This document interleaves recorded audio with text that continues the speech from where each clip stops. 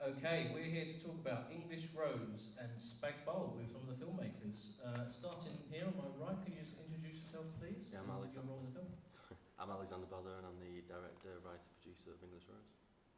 I'm Katie Benbow. I'm actress and co-wrote the score for English Rose. I'm Bryan Ellis and I'm the composer for English Rose.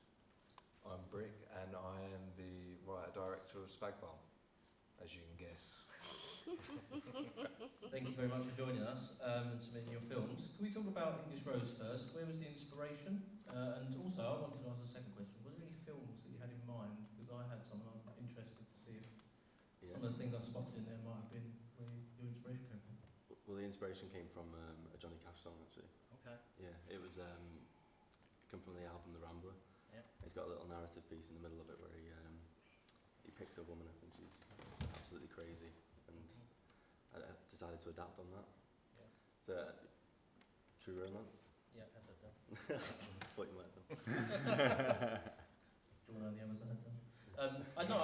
What I liked about it was it kind of took your classic American kind of road movie and things like Badlands, Yeah. True Romance, Natural Born Killers, all that kind of Bonnie and Clyde, obviously. Yeah. But it was in the UK. Yeah. Is that the kind of thing you had in mind? Yeah, Were absolutely. you always going to set it in the UK instead? Had that twist? Yeah, I'm a big fan of westerns as well, and it was Hella High Water was a massive inspiration. Oh yeah. But I wanted to do like a bit of a British twist on it. Yeah. So yeah. How long did it take you to write the script? How many versions? Took about 2 months in total. Okay. Yeah, I was working. The other actor in it, Adam, Yeah. Scott Horton. Me and him just bounced ideas off each other for the last couple of weeks of writing it, and then just put it all together and just went for it. How did you? We know Adam because he was in a film a few years ago here. How did you meet Adam and Katie and first get them, drawn into the project? Well, with Katie, I've worked with Katie for years. Mm-hmm. But I wasn't actually meant to do the film. Okay. Not originally. No. Well, I couldn't do it, and then it was like 2 days before the shoot. I was like, Alex was like, please, can you do this? So it was quite. It was fun. It was chaotic. It was but chaotic, yeah. I was like in the car, like still, I hadn't learned any of the script or anything. I hadn't decided who she was yet. So it was kind of just making it up as we went along, which was fun. Pulled it off. Did you have was the previous actress? Did you pull out or? Yeah, it was a weird one. It was just couldn't make a couple of the auditions, and but just decided to roll with Katie really. So were you originally down to do just the music or? No, I mean, me and Alex have worked together a long time on various different creative projects. Yeah. We did a short, Bryan was actually in that short as well, the first short that you did. Yeah.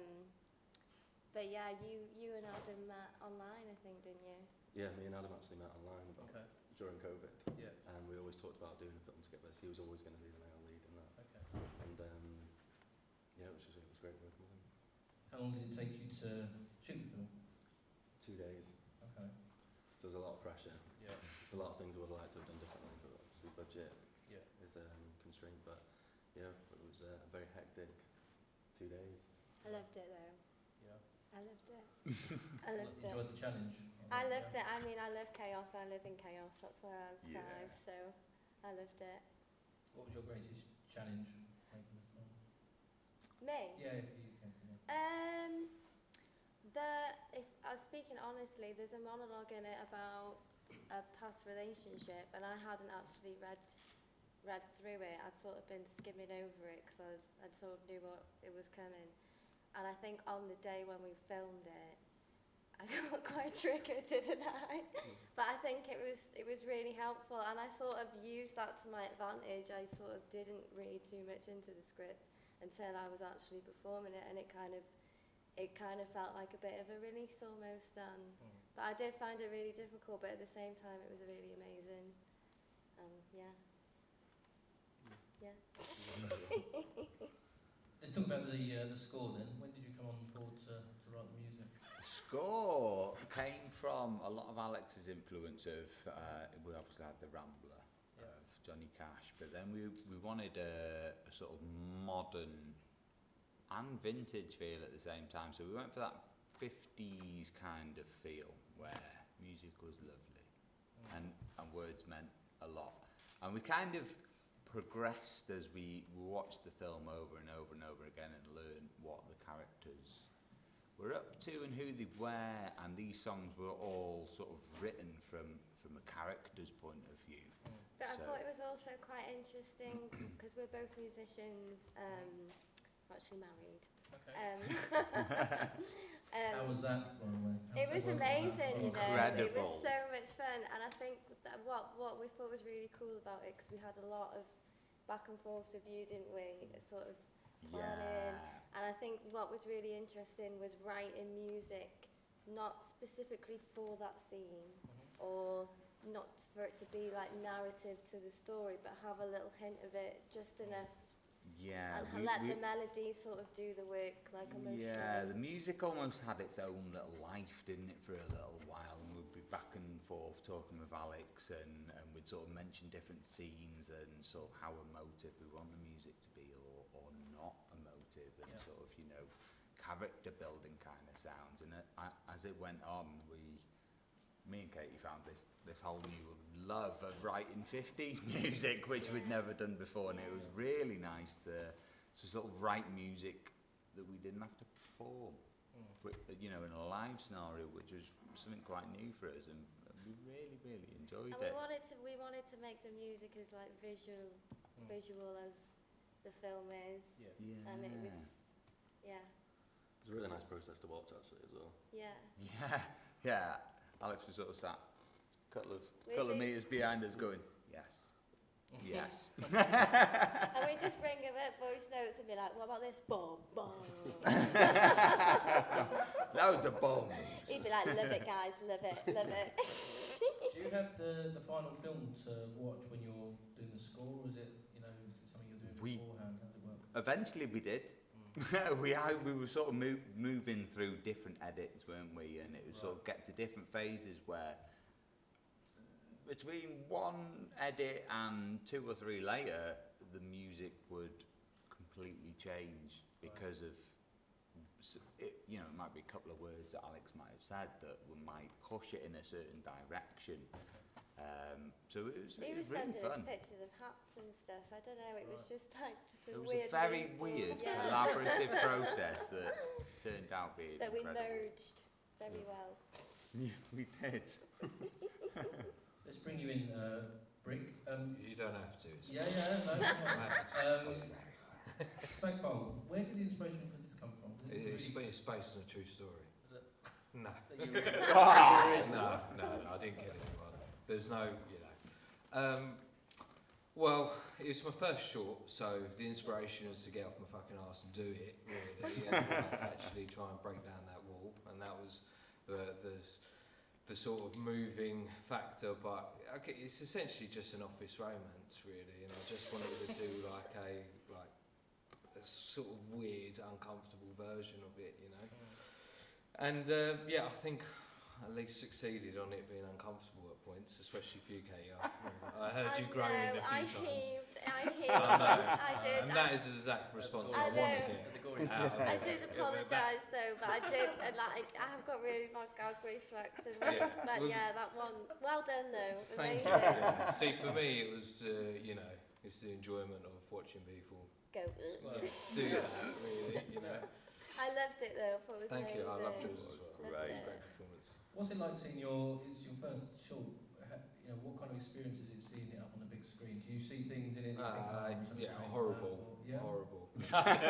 Yeah, enjoy it. It's, you know, you enjoy it sometimes. Sometimes I look at it as just like you know, an education really, and you know, I learned a lot and progressed on from that. But it's it depends where you screen it. It just depends on how you screen it. You know, you could just sit there and look at it on your phone one day, and it just really. You really enjoy it. I hadn't seen it for about 6 months, Okay. so I was able to kind of sit back and just, you know, enjoy the bits and try and put all my, you know, Reservation. neuroses out of the way, Yeah. so I did, so I could just enjoy it without going, I should have lit that differently. Probably should have done that like that. Probably should have done like that. You know. So What's something about the film that you're proud of? Is there a particular shot? Or I finished it. Yeah? Yeah. there you go. That's good I enough. think that's Yeah. like the biggest achievement of all, Yeah. really, to look back on. No, the whole process, everything, I really enjoyed. Yeah, you know, just putting something together and just and just letting it come to life, and that long collaborative experience you go through with everyone that you bring in, and like you share, and then they elevate it. That's the bits that I enjoy. You know, like going through and then getting to the end and just putting it out and letting people see it. You know, and hoping that the people who invested their time in it, enjoyed it, and they did. Yeah. Well, they said they did. This is a bit of a homecoming for you, isn't it? You said this earlier. Yeah, Originally from the area, aren't you? not far from here. I used to come here when I was younger, and then it shut down for a little while, and I went to the View reluctantly. Then it opened up again, and I remember when it opened up, it was £3 a ticket, and I was like in here every day. You know, there's a few missing seats back then. You'd turn up and you go, oh, sit down, and there wasn't one there. Fortunately, you've improved that. But no, it's nice. It's a full circle moment, really. You know, shame I haven't got many friends, but my family came. Big up to the family. Let's talk about your cast, because the two of them, especially the main two, they're really great. Where did you find? Yeah, they're great. They were both in the Masters of the Air recently, which was on Apple TV. Okay. It was good, and Charlie's in the new Lord of the Rings as well. And I just met him. I met Charlie out at a birthday, and just kind of chatted to him, and I went up to him, and I recall I said, what was he? I was like, oh, what do you do? And he was like, well, I'm an actor, but I'm actually just unemployed. And I was like, all right, well, that's nice to meet. You know, not the main bunch of nepotists who are in the acting field. You know, so it was got on well with him, and just kind of got him involved, and we just spread out, and just it was a good time to kind of do it, I think. What piece of advice, if you could go back in time, would you give yourself at the start of the making of that film? What things did you learn? Too much advice. It would have just ruined it. I would have just made myself way more worried about it all, really. But I wouldn't have done it any different, and I enjoyed it and learnt a lot from it, and moved on and done another short since. So yeah, it was good. I pretty much shot it in my neighbour's house as well. Okay. So it was like. It's a nice house. Yeah, I know. He doesn't know that I did that to his property. I had to paint. I was up for 2 days afterwards painting his house. Oh, to cover up all the blood. Yeah. I'm sorry. I told him it was a romance, Right. and I believe I didn't lie on that. What was your biggest challenge in the shoot itself? Yeah, like convincing someone to let me destroy their house. Yeah, I'd say, that biggest challenge.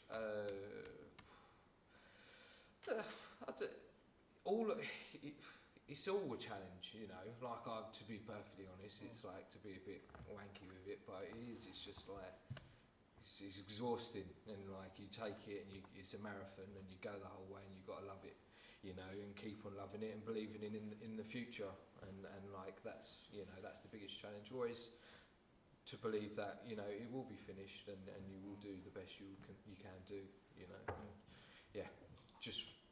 that would probably be what I'd remind myself. You know, just keep going. How about you guys at English Rose? What was your biggest challenge each? Pulling off, I think. Drink more water. Yeah, that was Good tip. Anything particular? Any difficult shots or? The whole thing was just really insanely difficult. Yeah. Just getting to all the different locations on time. Yeah. I just wish we had more time to do it. Yeah, I think the car shots as well, because we were in like a remote part of Blunden, Blackpool, Blunden sounds, yeah. and we just have to keep going up and down this one road for this one scene, because either a neighbour would pop out and nosy, or there'd be like a car, and It this. was extremely hot as well. Yeah, it was super hot, and everyone was like, no. We needed to get one last scene as well, and then a thunderstorm came. Oh, And then we had to fake that other scene in a totally different location. okay. But we pulled it off, didn't we? That was a secret. Challenges, yeah. Is there any questions from the audience at this point? Just pop your hand up, we'll get a really nice to you. Can I ask a question? Of course you can. Go for it. Was the Spag Bowl thing just an instant thing? What the title? What the title? No, but as well, Or- like, was it already the title, or was it because the guy was like, it's like Spag Bowl? Yeah. I was just writing this ridiculous. I looked at the script and I was like, oh, it's got to be that, isn't it? Because I wanted it to be clear from the off that it was a British comedy. I Yeah. love And it was that. like, you know, so I put the definition up front and I just wanted it to be like, you know, it's just ridiculous, isn't it? It's so And- gruesome, but it's so funny. Yeah, and it's just that, yeah, and that was it. It was just meant to be just like a sort of, yeah, you know, you see it and you know exactly where it's from. And, Yeah. And it's actually from a couple of miles off Yeah. down the road. Nice. I've got a question for each one of you. If you could work with anyone, whether it's an actor or a fellow actor or a director, or who would you choose? Brink, do you want to start? Oh, what would I choose, eh? If that's too tricky, I'll give you an alternative question. I think- if money was no object, what film would you make? I think come back to me on that one. Okay. Just let me have a little second, yeah. For me, it'd be Quentin Tarantino Okay. from a So write musical the music. director. Oh, yes, a couple of Yeah, scenes. absolutely. Yeah, the fun you can have with him musically would be unreal. I'd love that. What about you, Kate? What was the question? If you could work with anyone, so you can decide if it's with a director to write music for or to act, someone to act with, who would you choose? I'd love to act with Emma Stone. I think she's amazing. Emma Stone? Mm. Yeah. Okay, yeah. I love her facial expressions. I think she'd out facial expression me though, so maybe not. For me, I think there's an actor called Bill Moseley who's in a lot of Rob Zombie films. Okay. I think he's Oh, just yeah. insane. He'd be so good to work with. Yeah. And like Vincent Cassel, Oh, yeah. he'd be great. He's a great actor. Thought of anyone? Yeah, I think, well, besides probably going to have to cover her ears, but I'd say Mia Goth, really, because, you know, because she's just cool as you like. Yeah. And pretty, like, alternative and, like, mad. So that's going to be an interesting shoot. Definitely a Mia Goth moment now, isn't there? Yeah, Definitely that's exactly. one I'm Mia sure Goth. there's, like, some sort of incredible murder scene that she could do. Yeah. Spag Bowl. Yeah. Second that, helping. Second helping. Final question each. What's your next project? What are you next working on? Alex, do you want to go first? Yeah, so we shot a short film about 2 years ago, Okay. and we're just developing a feature script for that at the moment. Okay. So, Amazing. yeah, What's it called? Butterfly. Say again? Butterfly. Butterfly. Yeah, so it's very similar character to who Kate played in English Rose, Oh, but it's nice. a bit more gruesome. Oh, nice. Is it? You said it's short. You've shot it. We did, but we didn't release it just because there was a few little kinks in it that I wasn't too happy with. Yeah. The sound mostly, wasn't it? Yeah, Oh, the sound guy got. I pulled didn't apart. do the sound just so we all know that. tell me his address. I'll send him letters. Yeah. No, the sound guy got COVID for the first one. Oh. Literally the day before we were Okay. setting off, and it was just. And we were filming in the middle of North Wales, and it's just In hit the and miss. winter. Hit and miss. Wind just Yeah, came of out of course. nowhere Yeah. on the forecast We clear gave it a day. go, didn't we? But it was a great story. Yeah. So, Amazing. Well, yeah, I'm sure you've been able to develop that. yeah. Really, like having taken it to that point. Yeah. The sort of idea of it must be like really clear now. Yeah, absolutely. And knowing what we know now as well after doing this Yeah. one. Yeah. Yeah. Not in North Wales. Well, Yeah. there's some. Not in the Windbreakers. winter in North Wales. You get wet from the bottom up. Katie, what are you working on next? That film? That film. Oh, amazing. Yeah. And probably you too. And probably me too. I also acted in that one. I didn't have the opportunity to do any music for it though, so I'm very much looking forward to that because I've We've got a learnt little a lot as insight well, into haven't the we? characters. Yeah, definitely. learnt a Yeah, lot as well. score-wise and sort of every single song for English Rose was very customised. All the lyrics have something to do with the script, and that was a really big part, wasn't it, of why we enjoyed it. Was we had this 20-minute story that we had to tell in 5 songs, and it was great, and I can't wait to do that for Butterfly. Very excited. Maybe more distorted guitars.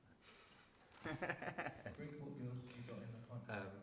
I shot my next short called, would you believe it, Deli Meat. Deli meat. Deli Meat. Yes. No. It's about two inept criminals who bury their first body in the woods, but they only bring one spade. So it's kind of about like, you know, toxic masculinity. Who gets the spade? We'll find out.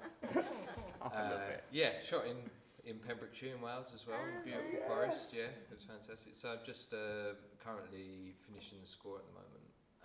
Should be going, hopefully should be ready for like premiere around July time. Nice. So it's been a busy year and a half, 2 years. But yeah, an expensive 2 years, should I say. Sounds like you got the bug now.